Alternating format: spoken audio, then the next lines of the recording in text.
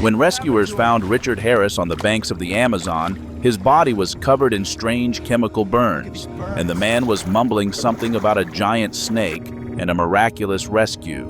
Doctors didn't believe his story until they saw the test results. The substance on the New York accountant's skin turned out to be digestive fluid from a large snake. What happened to this man in the jungle shocked everyone. Richard Harris's story began quite mundanely. An ordinary middle-aged accountant, tired of the routine of office work in Manhattan, stumbled upon an advertisement from a zoological society. They were offering a reward of $50,000 to anyone who could capture a live anaconda for research purposes. For Harris, drowning in debt after his divorce, this sum seemed like a ticket to a new life. The anaconda is one of the largest snakes on the planet. The green anaconda can reach lengths of up to 30 feet and weigh over 440 pounds. These powerful constrictors inhabit the swampy regions of South America, primarily in the Amazon River basin. They are excellent swimmers and spend most of their time in water, hunting capybaras, caimans, and even deer. For humans, encountering such a snake is always a deadly danger, especially if they have no experience dealing with wildlife.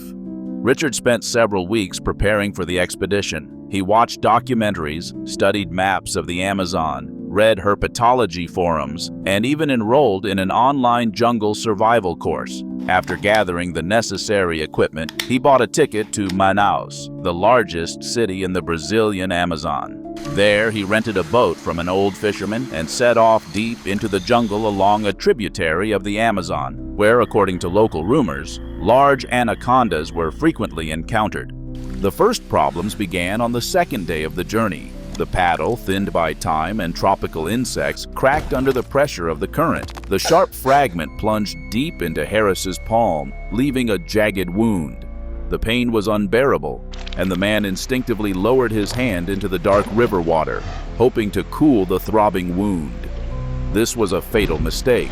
A school of piranhas with razor-sharp teeth attacked the bloody hand within seconds. Harris felt light tingling at first, then sharp pain, and when he yanked his hand from the water, his thumb was already gone. Blood gushed in a fountain. The man screamed in pain, jerked sharply, and the boat capsized, sending him into the water with the predators. By some miracle, Richard managed to swim to shore. The piranhas, fortunately, didn't follow him into the shallows. The man crawled onto the muddy bank, clutching his mutilated hand, trying to stop the bleeding. He'd lost all his equipment, including his knife and first aid kit. The only things he had left were his soaked clothes and his survival instinct.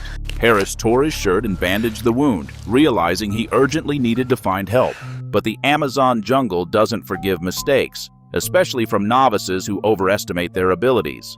While Richard examined his injuries and tried to cope with shock, he didn't notice the deadly danger overhead. From the lower branches of a huge tree, a green anaconda, about 23 feet long and weighing probably over 330 pounds, slowly and silently slithered down. The snake sensed the smell of fresh blood and the warmth of a human body. For a hungry predator that could go weeks without eating, a wounded and weakened human was ideal prey, requiring no special effort. The attack happened lightning fast. The powerful body coiled around Harris's legs, knocking him down. Then the snake's coils crept higher, compressing his ribcage. The man tried to remember advice from videos. They said you should play dead. But in reality, everything turned out differently. The anaconda methodically squeezed its victim, each exhale allowing it to tighten the coils harder. Breathing became increasingly difficult. Richard tried to resist, scratching at the ground, grabbing tree roots, but his strength was rapidly leaving him. The pressure on his chest became unbearable, ribs cracking under the monstrous force. Each attempt to breathe was agonizing. The world around him began to darken, and Harris lost consciousness from suffocation. The anaconda held the lifeless body for several more minutes, making sure the victim was dead. Then it loosened its coils and began devouring its prey. Harris's head and shoulders had already disappeared into the predator's throat when the snake suddenly froze, sensing approaching danger. Harris came to at dusk. For the first few seconds, he understood nothing, neither where he was nor what had happened. His lungs greedily gulped air. His heart pounded wildly. His head and upper body were covered in sticky slime and red chemical burns. His chest hurt unbearably. Several ribs were broken or cracked. Nearby lay a dead anaconda with huge gaping wounds on its body, its blood soaking the earth. On the damp soil were clearly visible tracks of a large cat, a jaguar. Apparently, the jaguar attacked the snake at the moment when it was swallowing its prey and was most vulnerable. The anaconda, fleeing from mortal danger, regurgitated Harris and tried to escape, but the predator was faster and tore out its throat. Jaguars weighing up to 265 pounds have the strongest bite of all cats relative to body size and are the only natural enemies of adult anacondas. But why didn't the jaguar touch the helpless human? Most likely, the predator was well fed and attacked the snake not from hunger, but defending its territory. Or perhaps the smell of chemical burns and blood seemed suspicious and dangerous to it. Either way, this random clash between two predators saved the life of the hapless snake hunter. Struggling to his feet, Richard realized he was lost in the jungle. He didn't know how long he'd been unconscious, perhaps only a few minutes, but it was enough to end up on the edge between life and death. Apparently, the jaguar attacked the snake very quickly, and it regurgitated its prey without managing to pull it deeper into its esophagus. Otherwise, Harris simply wouldn't have survived. The next 5 days became a nightmare of survival. He wandered aimlessly, eating wild fruits and water from streams. The burns hurt unbearably. Each breath echoed with pain in his chest. Infection spread, fever rose. On the 6th day, he came to a river where local fishermen spotted him.